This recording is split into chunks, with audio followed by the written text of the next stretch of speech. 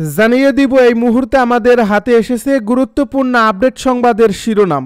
শুরুতেই থাকছে বেগম খালেদা জিয়া রোগ মুক্তি কামনায় ঢাকেশ্বরীতে প্রার্থনার আয়োজন পূজা উদযাপন পরিষদের। এদিকে বাংলাদেশে সাজা হলে যুক্তরাজ্যে যে পরিস্থিতিতে পড়তে পারেন টিউলিপ। আরও জানাবো ইরাকে হামলার বিষয়টি উড়িয়ে দিল ইরান। এদিকে সাবেক স্বরাষ্ট্রমন্ত্রী কামালকে প্রত্যর্পণের অফিসিয়াল তথ্য নেই, জানালো পররাষ্ট্র উপদেষ্টা। সব শেষে জানিয়ে দিব বিজয় দিবসের কর্মসূচি স্থগিত করছে বিএনপি। এতক্ষণ শুনছিলেন হাতে থাকা আপডেট সংবাদের শিরোনাম, এবারে বিস্তারিত। তবে তার আগে অনুরোধ রইল ভিডিওটিতে একটি লাইক এবং কমেন্ট করে জানিয়ে দিন ভিডিও সম্পর্কে আপনার মূল্যবান মতামত। আরও জানিয়ে দিন ভিডিওটি কোথা থেকে দেখছেন বা কোন জেলা থেকে দেখছেন। বেগম খালেদা জিয়া রোগ মুক্তি কামনায় ঢাকেশ্বরীতে প্রার্থনার আয়োজন পূজা উদযাপন পরিষদের।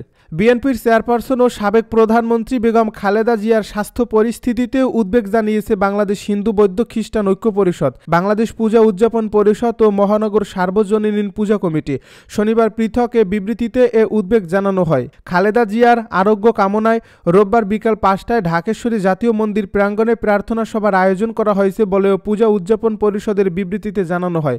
রোববার শ্বাসকষ্ট দেখা দিলে দ্রুত বেগম খালেদা জিয়াকে এভার কেয়ার হাসপাতালে নেওয়া হয়। মেডিকেল বোর্ডের দেশি বিদেশি বিশেষজ্ঞ চিকিৎসকের তত্ত্বাবধানে সাবেক এই প্রধানমন্ত্রীর চিকিৎসা চলছে। গত শুক্রবার রাতে তার অবস্থা অত্যন্ত সংকটাপন্ন হওয়ার কথা জানিয়েছিলেন বিএনপি নেতারা। হিন্দু বৌদ্ধ খ্রিস্টান ঐক্য পরিষদের ভারপ্রাপ্ত সাধারণ সম্পাদক মনীন্দ্র কুমার নাথের স্বাক্ষরিত বিবৃতিতে বলা হয়, জাতীয় স্বার্থে বেগম খালেদা জিয়ার দ্রুত সুস্থতা কামনা করি আমরা। পূজা উদযাপন পরিষদের বিবৃতিতে বেগম খালেদা জিয়ার সুচিকিৎসায় সর্বোচ্চ ব্যবস্থা নেওয়ার আহ্বান জানানো হয়, সেই সঙ্গে তার আরোগ্য কামনা করা হয়। বিবৃতিতে জানানো হয়, বেগম খালেদা জিয়ার দ্রুত আরোগ্য কামনায় ঢাকেশ্বরী জাতীয় মন্দির প্রাঙ্গণে রোববার বিকাল 5টায় এক প্রার্থনা সভার আয়োজন করা হয়েছে। বাংলাদেশে সাজা হলে যুক্তরাজ্যে যে পরিস্থিতিতে পড়তে পারেন টিউলিপ। পূর্বাঞ্চলের নতুন শহর প্রকল্পে ক্ষমতার অপব্যবহার করে প্লট নেওয়ার অভিযোগে সাবেক স্বৈরাচার প্রধানমন্ত্রী শেখ হাসিনার বোন শেখ রেহানা এবং ভাগ্নি টিউলিপ সহ মোট 17 জনের বিরুদ্ধে দুর্নীতির মামলা হয়। সোমবার এই মামলার রায় ঘোষণা হবে। অভিযোগ প্রমাণ হলে ব্রিটিশ এমপি ও সাবেক সিটি মিনিস্টার টিউলিপ সিদ্দিকের সর্বোচ্চ 10 বছরের কারাদণ্ড হতে পারে বলে ধারণা করা হচ্ছে। 43 বছর বয়সী টিউলিপের বিরুদ্ধে অভিযোগ রয়েছে তিনি তার মা, ভাই ও বোনকে শেখ হাসিনার প্রভাব ব্যবহার করে প্লট পাইয়ে দিয়েছেন। পাশাপাশি রূপপুর পারমাণবিক বিদ্যুৎ কেন্দ্র প্রকল্প থেকে 4 বিলিয়ন পাউন্ড আত্মসাতের অভিযোগও করেন। তার বিরুদ্ধে তদন্ত শুরু করা হয়। এ ঘটনায় প্রথম প্রকাশ্যে আনে সংবাদ মাধ্যম ডেইলি মেইল। অভিযোগের জেরে তিনি সিটি মিনিস্টারের পদ থেকেও সরে দাঁড়াতে বাধ্য হন। সংবাদ মাধ্যমটি রোববার এক প্রতিবেদনে জানিয়েছে, দুর্নীতির দায়ে যদি টিউলিপের বিরুদ্ধে অভিযোগ প্রমাণ হয় এবং তিনি দীর্ঘমেয়াদী সাজা পান, তবে ব্রিটিশ এমপি হিসেবে তার পদ ছাড়ার চাপ বাড়বে। গত ডিসেম্বরে রূপপুর প্রকল্পের দুর্নীতির অভিযোগ সামনে এলে একই ধরনের চাপের মুখে পড়েছিলেন তিনি, যদিও তখন মন্ত্রিত্ব ছাড়লেও এমপি পদ ধরে রাখতে পেরেছিলেন। টিউলিপ যুক্তরাজ্যের হ্যাম্পস্টেড অ্যান্ড হাইগেটের এমপি। রূপপুর প্রকল্প ঘিরে অভিযোগের মধ্যেই সামনে আসে যুক্তরাজ্যে একটি ফ্ল্যাট নিয়ে টিউলিপের মিথ্যাচারের বিষয়টি। তিনি দাবি করেছিলেন এই ফ্ল্যাটটি বাবা মায়ের কাছ থেকে পেয়েছেন, কিন্তু পরে অভিযোগ ওঠে তিনি আসলে আওয়ামীপন্থী এক নেতার কাছ থেকে এই ফ্ল্যাটটি উপহার হিসেবে নিয়েছেন, যা ঘুষ হিসেবে বিবেচিত হতে পারে। তবে পরবর্তী সময়ে ব্রিটিশ সরকারের অভ্যন্তরীণ এক তদন্তে বলা হয়, ফ্ল্যাট সংক্রান্ত তথ্য গোপন বা বিভ্রান্তির মাধ্যমে তিনি মন্ত্রিত্বের কোনো বিধি লঙ্ঘন করেননি। ইরাকে হামলার বিষয়টি উড়িয়ে দিল ইরান।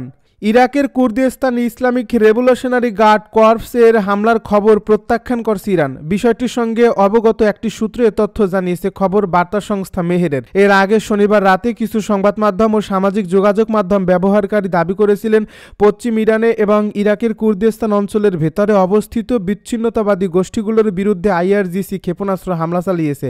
তবে বিষয়টির সঙ্গে সংশ্লিষ্ট সূত্রটি জানিয়েছে, ইরানের পশ্চিমাঞ্চলীয় খোররামবাদ, ইলাম ও কেরমানশাহ প্রদেশ থেকে আইআরজিসি ইরাকি কুর্দিস্তান ও সীমান্তবর্তী অঞ্চলের দিকে ব্যালিস্টিক ক্ষেপণাস্ত্র ছুড়েছে। এ খবর সত্য নয়।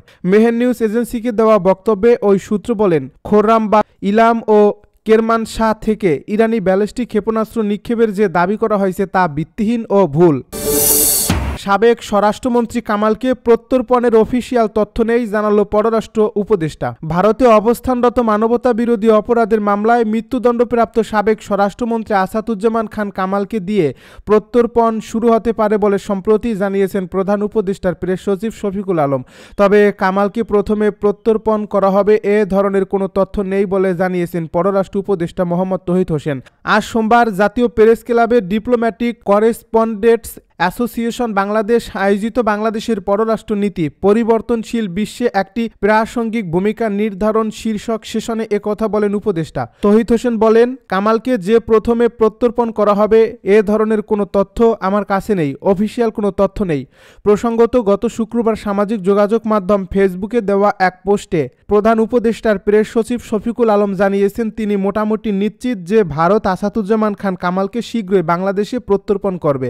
তিনি ইঙ্গিত দেন শুরুটা হবে আসাদুজ্জামান খান কামালকে দিয়ে, এরপর শেখ হাসিনা বা অন্যান্য আওয়ামী লীগ নেতাদের প্রত্যর্পণের করবে ভারত। জুলাই হত্যাকাণ্ডের ঘটনায় মানবতা বিরোধী অপরাধে দোষী সাব্যস্ত করে 17 নভেম্বর সাবেক প্রধানমন্ত্রী শেখ হাসিনা ও সাবেক স্বরাষ্ট্রমন্ত্রী আসাদুজ্জামান খান কামালকে মৃত্যুদণ্ড দেন আন্তর্জাতিক অপরাধ ট্রাইব্যুনাল।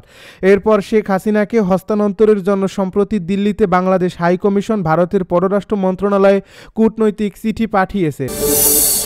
বিজয় দিবসের কর্মসূচি স্থগিত করছে বিএনপি চেয়ারপারসন ও সাবেক প্রধানমন্ত্রী বেগম খালেদা জিয়ার শারীরিক অবস্থা অপরিবর্তিত থাকায় এবং তিনি হাসপাতালে ভর্তি থাকায় বিজয় দিবস উপলক্ষে দলের পূর্ব ঘোষিত সব কর্মসূচি স্থগিত করা হয়েছে।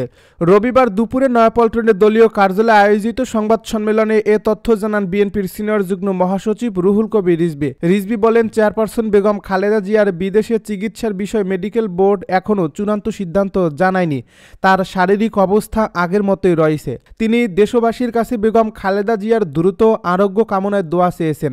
এর আগে শুক্রবার রাতে বেগম খালেদা জিয়ার ব্যক্তিগত চিকিৎসক অধ্যাপক ডাক্তার AZM জাহিদ হোসেন জানান, দেশি বিদেশি বিশেষজ্ঞদের সমন্বয়ে চিকিৎসা চলছে। যুক্তরাজ্য, যুক্তরাষ্ট্র, সৌদি আরব, সিঙ্গাপুর, চীন সহ বিভিন্ন দেশের চিকিৎসকদের সঙ্গে নিয়মিত আলোচনার ভিত্তিতে হাসপাতালেই চিকিৎসা দেওয়া হচ্ছে। তিনি আরও বলেন, হাসপাতালের সামনে অযথা ভিড় না করার অনুরোধ করেছি। সবার দোয়ায় তিনি সুস্থ হয়ে উঠবেন ইনশাল্লাহ। 80 বছর বয়সী বিএনপি নেত্রী দীর্ঘদিন ধরেই হৃদরোগ, লিভার সিরোসিস, কিডনি জটিলতা, ডায়াবেটিস সহ নানা শারীরিক সমস্যায় ভুগছেন। গত 23 নভেম্বর শ্বাসকষ্ট দেখা দিলে দ্রুত তাকে এভার কেয়ার হাসপাতালে ভর্তি করা হয়। বর্তমানে তিনি সিসিইউতে চিকিৎসাধীন।